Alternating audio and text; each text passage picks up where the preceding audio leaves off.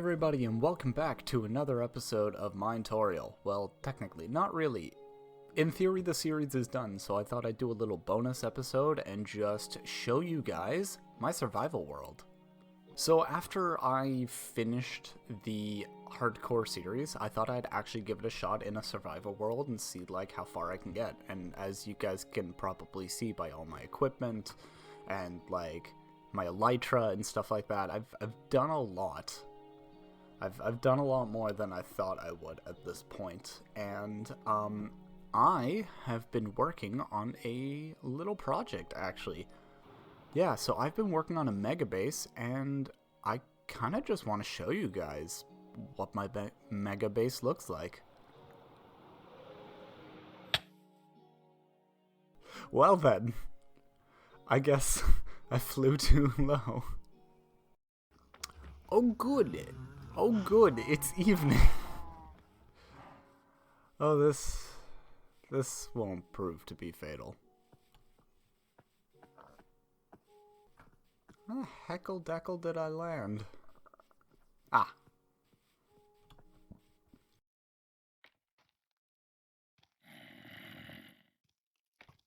Of course this is happening. Oh no. Oh no. This is very awkward. Ah! I'm literally in a 1x1 hole right now.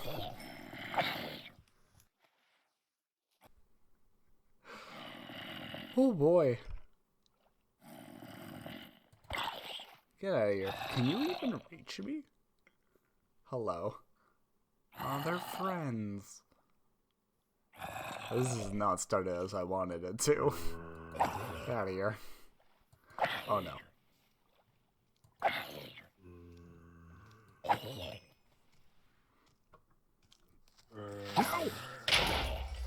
Haha! The next day. So this is my Megabase.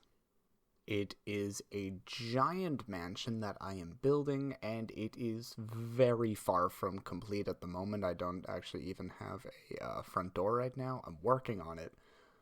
It's going to be piston doors, but I just haven't had the time, nor do I have any slime or like honey blocks, so it'll take me a bit.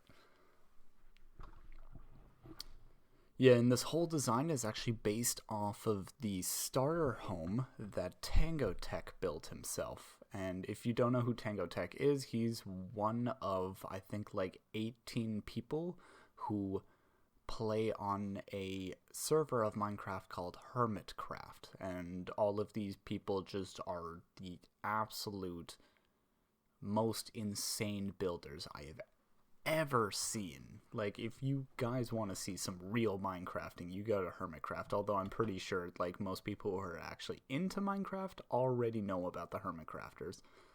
Yeah, so this is all basically just based off of his starter home design, and personally it looks pretty good.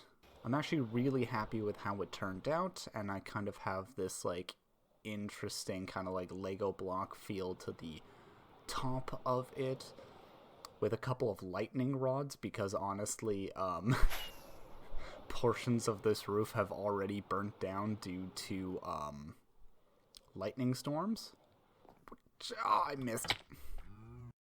And so the interior currently is also not done at all.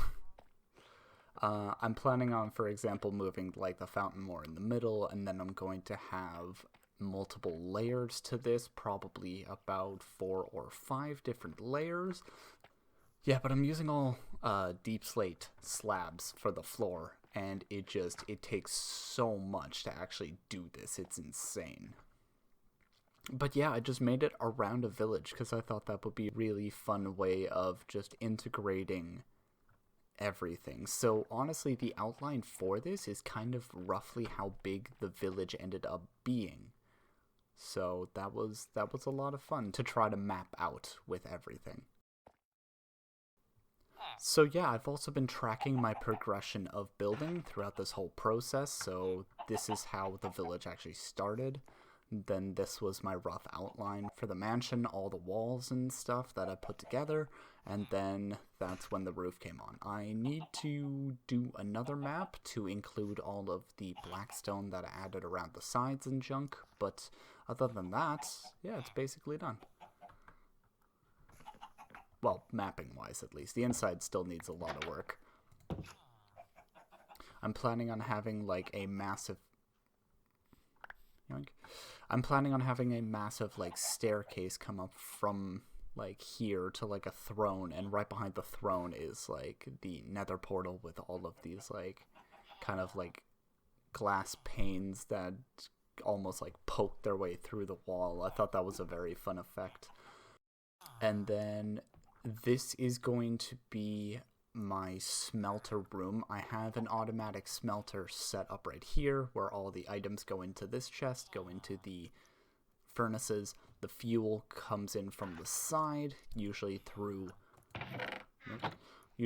lava buckets, which can smelt 100 items each, and then the finished product just comes out here. And then I just have spare coal in here too. And then I get all my lava buckets from my lava farm. And so if you ever want to build a lava farm, it's actually very easy. You just gather a bunch of lava, put it all in a row, and then underneath it you have the dripstone blocks, and then the dripstone points themselves, and then they'll slowly start dripping out the lava, and then you can just farm this endlessly. You can also do this with water, with the regular ones, and then you can fill up cauldrons full of water, and that's an option for another infinite, water source. And eventually this is... God, I really hope that does not burn down my roof again. Over here is going to be more the enchanting area, and other workstations as well. This actually used to be a house. I believe I still have the front door up. Yep. So yeah, this is gonna get a whole remodel now that the first floor is done. Then this will be the second floor, and I'll slowly start tearing apart these houses a bit better. My pigs haven't gotten hit yet, right? oh, no, a little bit of my roof is gone.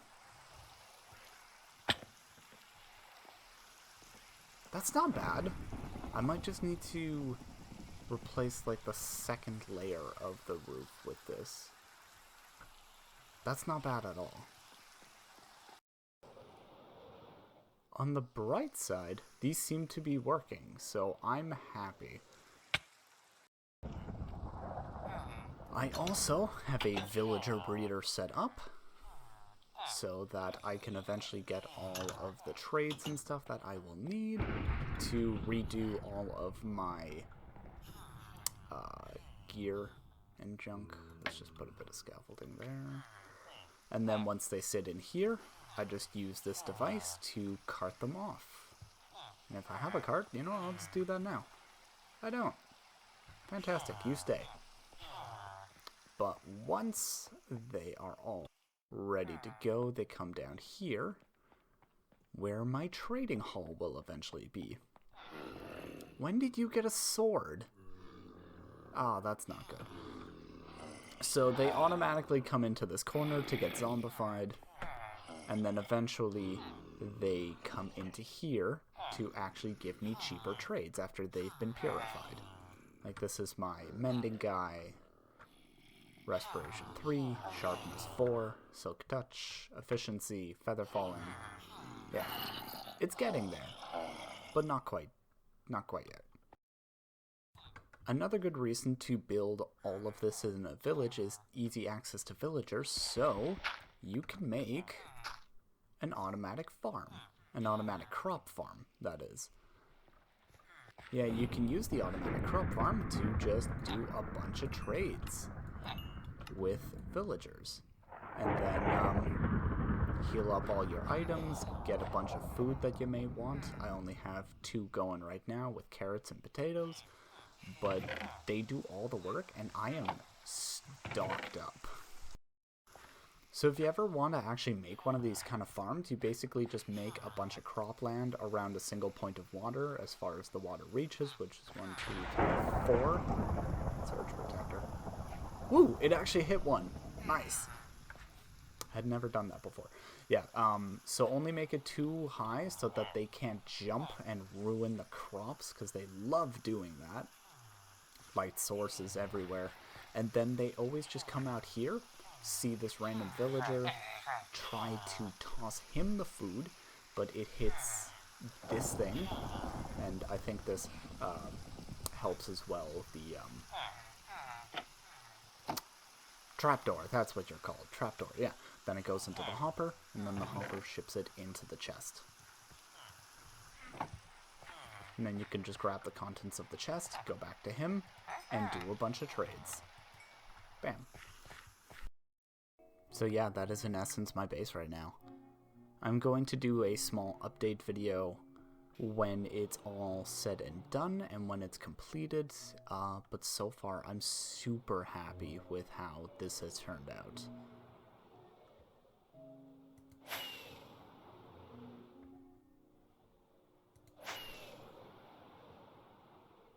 Yeah, looks awesome. Also, if you recognize some of this already, it's because this is actually where I filmed the introduction to Minetorial.